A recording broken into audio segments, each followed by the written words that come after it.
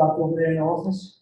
We do, we just got a shipment like yesterday, so all the green and everything is in there. The bills. No, I mean, like, is that a book? Oh, it's just a notebook. Oh, that's no book. Yeah. A lot of notes there. Yeah, it's there. Got excited for Yeah. a second. No.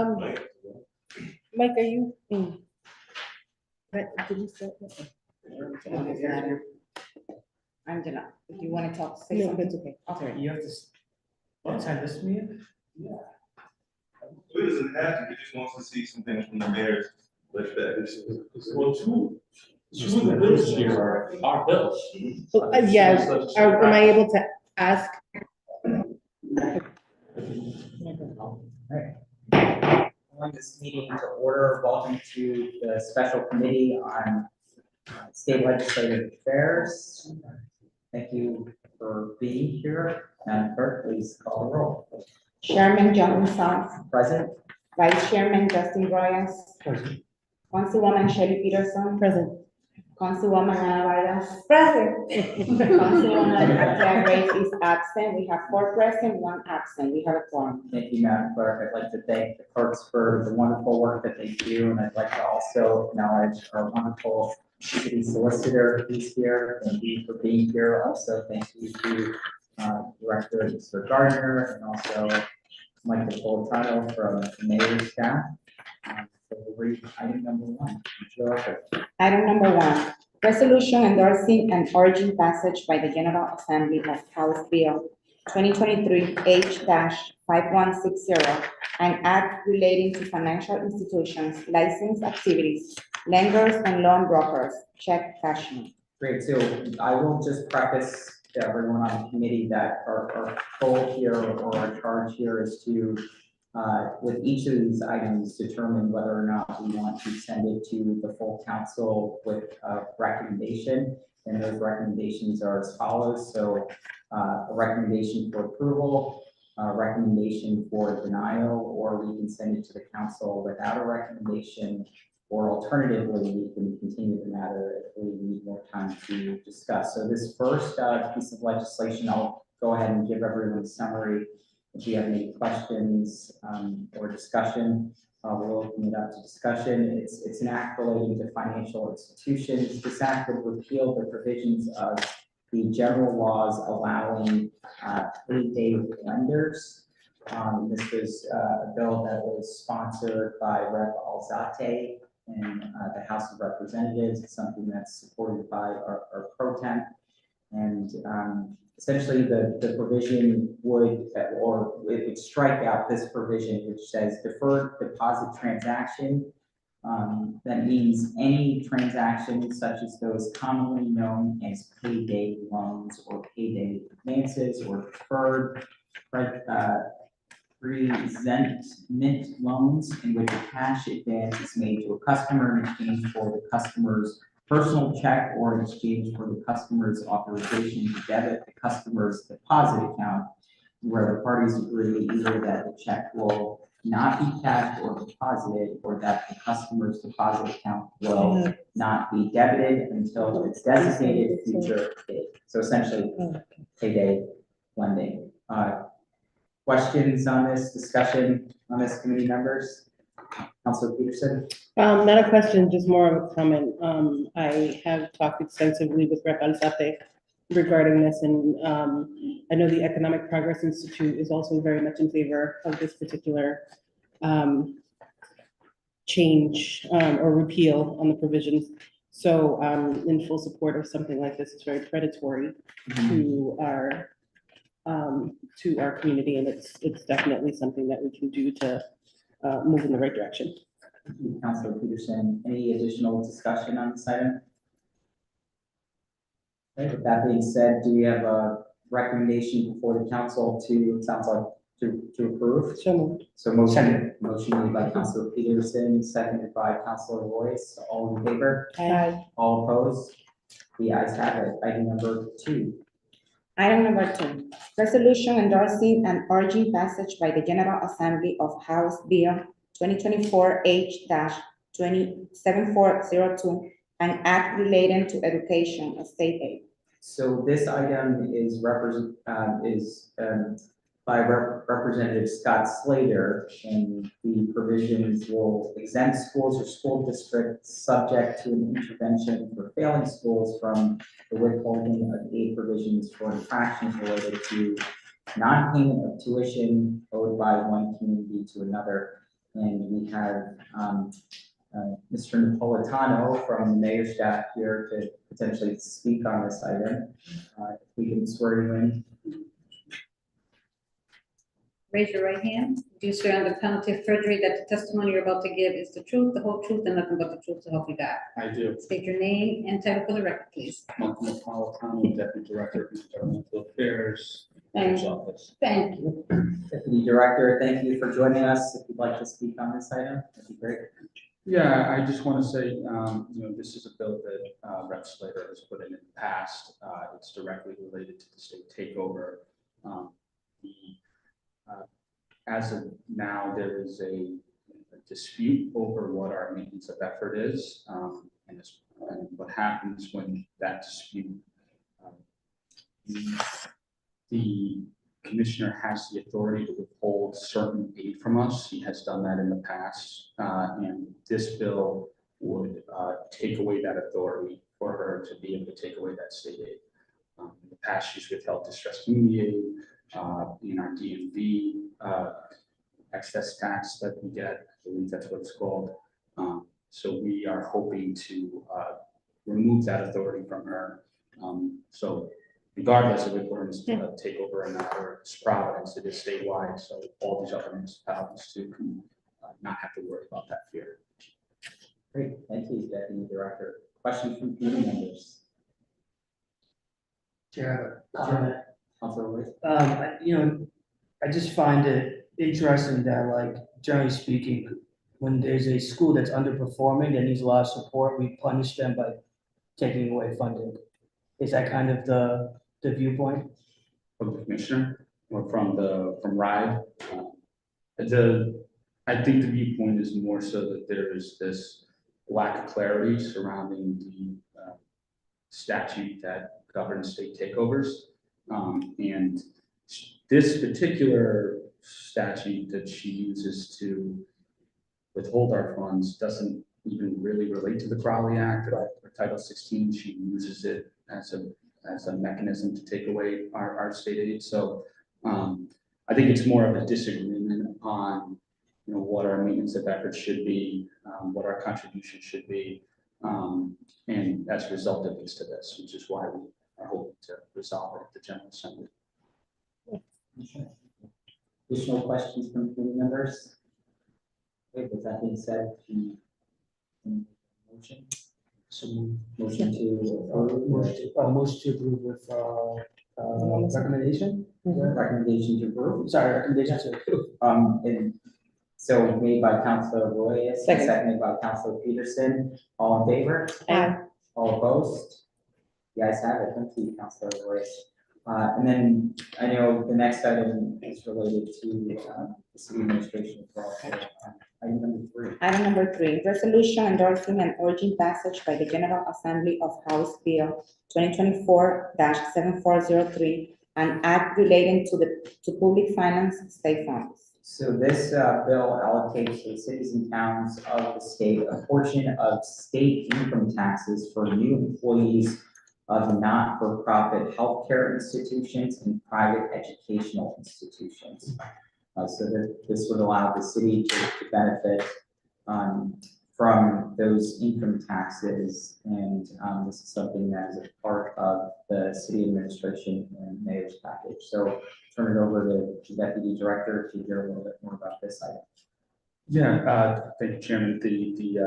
This is a repeat from last year. We introduced this bill last year. There is one change to it. Last year it was specific only to Providence. This year we made it statewide. So any municipality that has a pilot institution in their municipality could potentially benefit from this.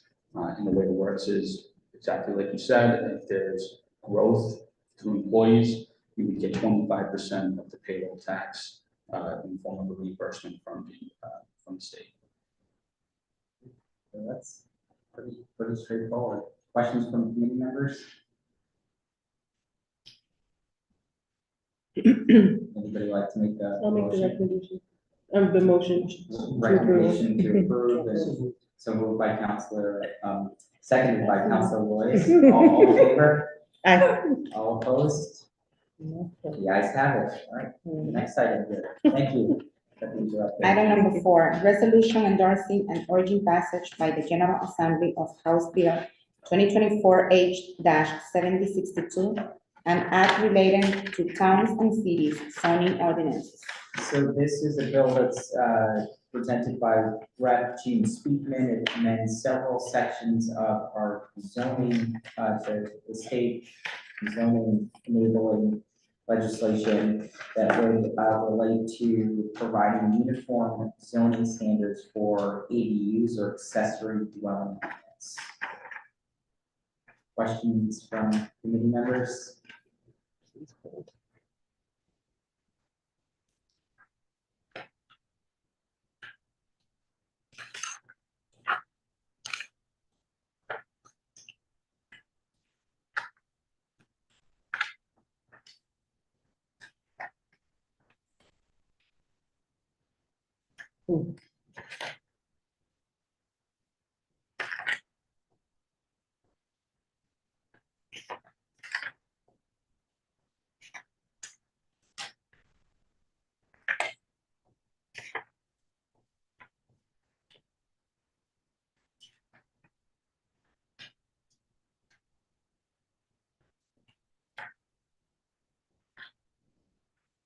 Discussion?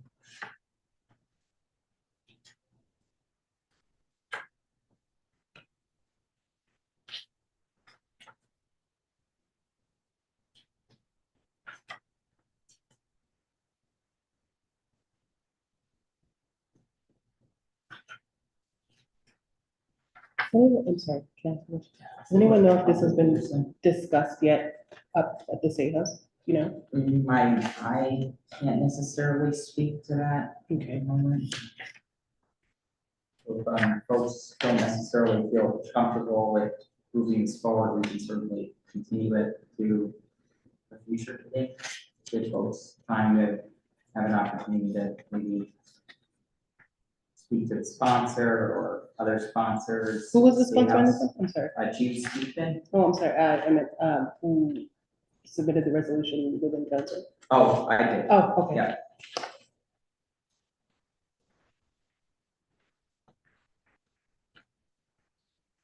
So, Councilman, I can comment. Oh, yes, absolutely. Yeah, so the House passed that on Valentine's Day, so the House passed the specific piece. I'm not sure if the Senate bill had been introduced, but the House has passed it. Thank you. Great, yeah, that's very helpful.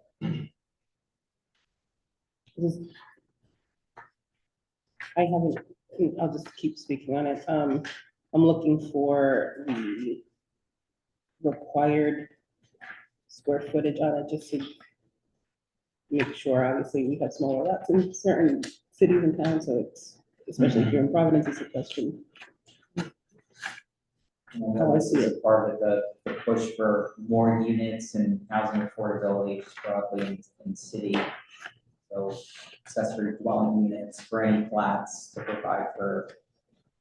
I see, I found it, thank you.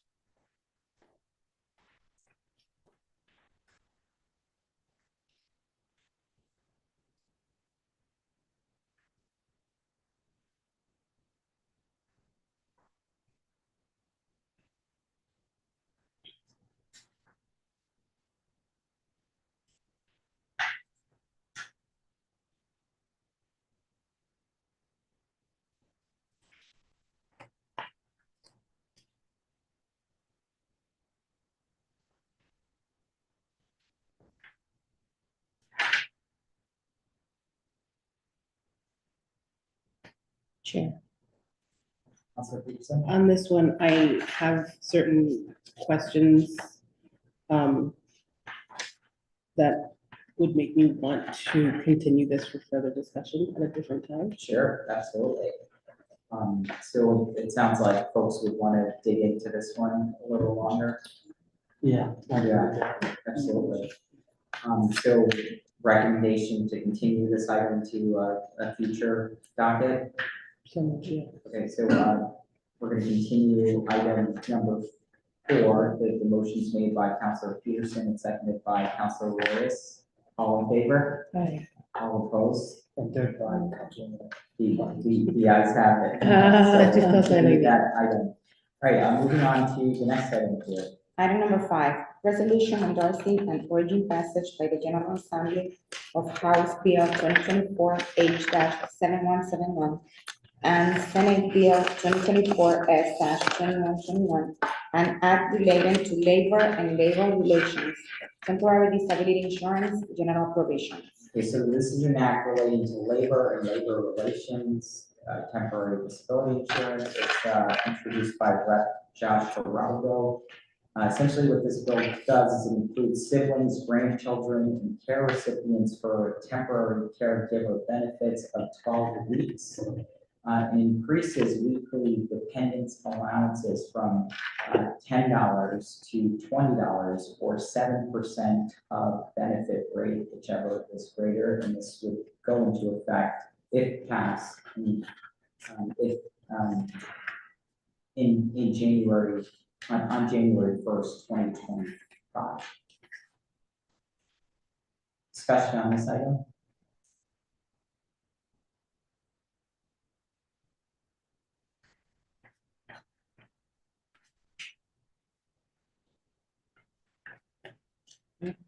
Recommendations to the council?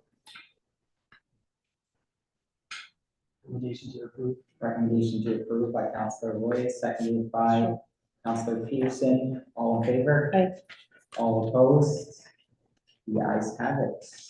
Next item, please. Item number 6, resolution endorsing and urging passage by the General Assembly of House Bill 2024 H-7337 and Senate Bill 2024 S-2046, an act relating to education, federal aid.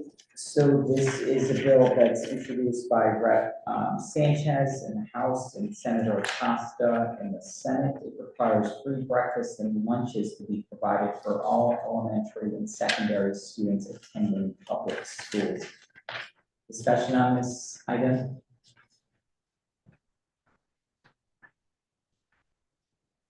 Well, I'm going to presume that free breakfast and lunches for elementary schools is something that we all agree to, despite the fact that there's no discussion on this item.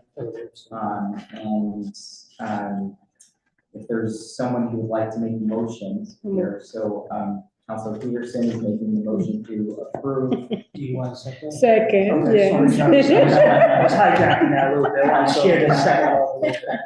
Councilor Vargas seconding this item. And again, this is one that I'm very passionate about, and we so much for supporting this item. And that being said, the recommendation is to approve and we'll send to the full council. Thank you. You guys have it.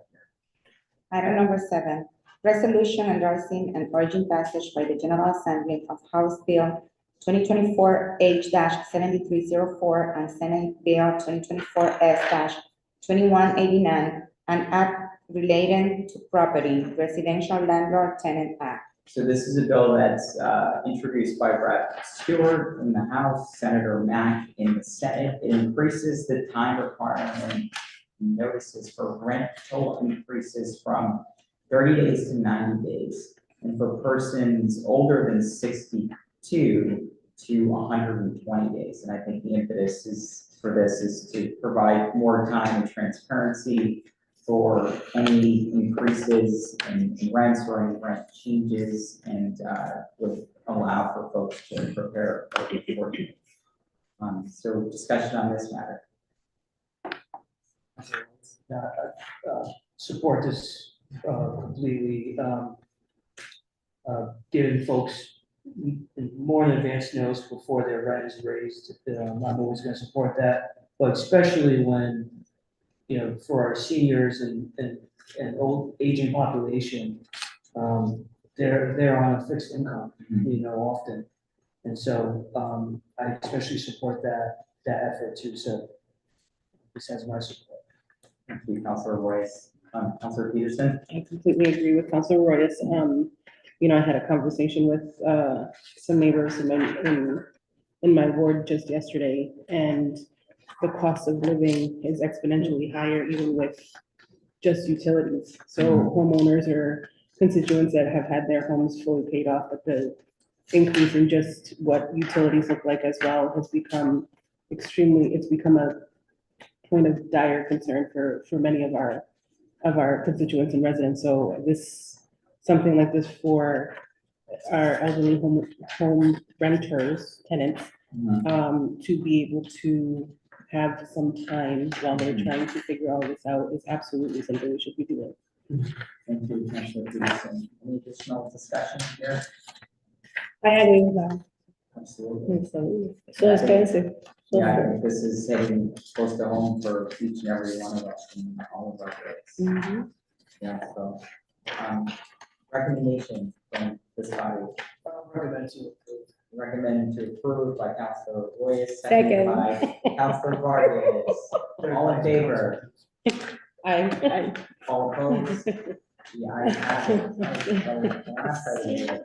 Item number 8, resolution endorsing an urgent passage by the General Assembly of House Bill 2024 H-7356 and Senate Bill 2024 S-2152, an act relating to health and safety, comprehensive PFAS ban act of 2024. So this is an important environmental bill that's being introduced. The State House, sponsored by Senator Megan Coleman, and the Senate, it enacts the comprehensive PFAS ban, otherwise known as forever chemicals. These are chemicals that are used to wrap food items and things like that, and it would prohibit the intentional addiction of PFAS in products offered for sale or manufactured in the state as of January 1st, 2027. So it's a way to address some of the neurotoxic chemicals that are used in some of these products. And it's a health and safety environmental bill as well. Questions from or discussion from committee members?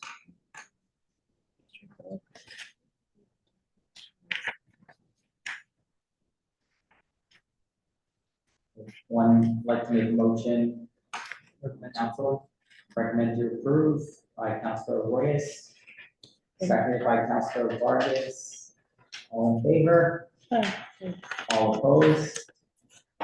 The ayes have it. Seeing that there is no further, do we have another one? No. Oh, yes, so seeing that we have no further business on the docket, would one like to make a motion to adjourn? Motion made by Councilor Peterson, seconded by Councilor Vargas. All in favor? Aye. All opposed? The ayes have it. It is adjourned. Thank you. Nice. 26 minutes. Oh, my goodness, I was like, Councilor Peterson, I was like, can we you get are this interested stuff in faster so I the might- stuff? Yeah. So one thing you may want to think about, I don't have it in front of you, but Yeah. on page 11